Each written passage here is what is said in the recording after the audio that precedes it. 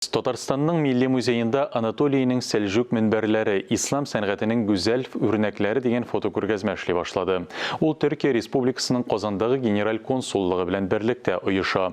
Анда сәнгать белгече Лилия Саттарованың һәм Әнкара фотографы Исмаил Хайкырның фәнни тикшеренү проекты кысаларында 2015-2021 елларда Төркиянең төрле шәһәрләрендә ясалган 40 фотосурәте урнаштырылган. Борынгы бабаларыбызның зәвыгын саклаган күргәзмәдән Зайнуллинаның махсус репортажы. Ассаламу алейкум ва рахматуллахи та'ала ва баракатуh. Fotoğraf sergisi. Bu fotokürgəzmədə göstərilən fotoğrafiyalarını bizning elimizdə məşhur fotograf İsmail Harkır düşürgən.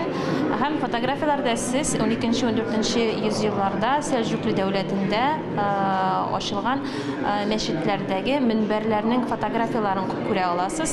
Урта гасырларда минбәр җомга көннәрендә мөселманнарның җыелып бергә намаз укып, вәгазь тыңлау урыны була. Рухи һәм дөньяви тормышны гәүдәләндергән минбәр үз чорының иң яхшы осталары тарафыннан кыйммәтле агач төрләреннән ясала. Аның бай декоры ислам орнаментының барлык формаларын үз иченә алган. 1. yüzyılda yapılmış eserler. Эти минбары, которые созданы в 11, 12, 13 веках, они были сделаны в совершенно особенной технике, без клея и гвоздей. Милли музейдагы күргәзмәгә узуга Төркиянең Җәмигъ мәчете минбәре фоторәсемнәре күзгә чалына. Минбәрнең төп нөсхәсе Әнкара этнографик музеенда саклана. Ул анда 1934 елда китерелә. Минбәрнең каллиграфик тасмаларына төзелү вакыты һәм Коръәннән аятлар язылган. Иң борынгы минбәр 8 гасыр элек эшләнгән дип санала. Аларның күбесе Үзәк һәм Көнчыгыш Анатолий шәһәрләре мәчетләрендә әле дә хезмәт итә. Киләчәктә дә күпме проектлар безнең планда. Төркиядә дә оештырыла шундый планнар бар. Төрек безнең сәнгате, төрек мәдәниятен монда алып килеп, таныштырып, аралашып, үзебезнең традицияләрне күрсәтеп, шулай төрек белән төрекләр безнең хезмәттәшлек бара. Күргәзмәдә шулай ук Алтын Урда чорындагы Болгар шәһәре биналарының архитектура фрагментларын да күрергә мөмкин. Татарстан Республикасы Милли музее җыелмасыннан булган төрле төстәге мозаика һәм сырлап ясалган гипс үрнәкләрендә ислам орнаменты үзенчәлекләре күренә.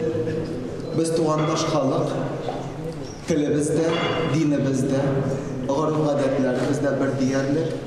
Шушы матур күркәм билгеләрне саклап калырга Аллаһ Тәгалә ярдәмче булсын.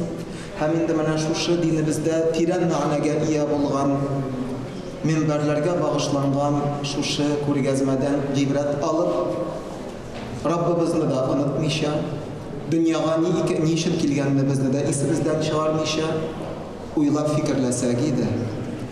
Пәйгамбәрбез саллаллаһу алейхи ва саллям хәзрәтләре әйткән: "Ма мин бәйти ва минбәри раудатун мин риядил җаннah ва минбәри аля хауди." Дөрестлектә минем йортым белән минбәрем арасында җәннәт бакчасының бер өлеше бардыр. Минем минбәрем исә мәхшәр мәйданындагы Хауд дигән елга янәшәсендә булыр диде. Ислам дөньясы сәнгате ул төрле халыклар традицияләренең үзара бәйләнеше нәтиҗәсендә 14 гасыр дәвамында формалашкан уникаль мирасыбыз. Безнең бабаларыбыз ничек дингә игътибарлап, ашыкмыйча, бөтенесе төпләп ясаганнар иде. Безгә бик кызык.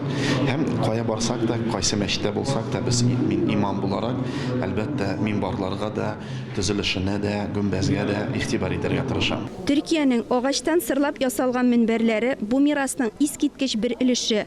Алар безнең көннәргә кадәр сакланып калуы белән бик кыйммәтле. Әлеге күргәзмә 17 декабрьгә кадәр эшли. Зайнуллина, Тахир Хәсәнов, Татарстан яңалыклары.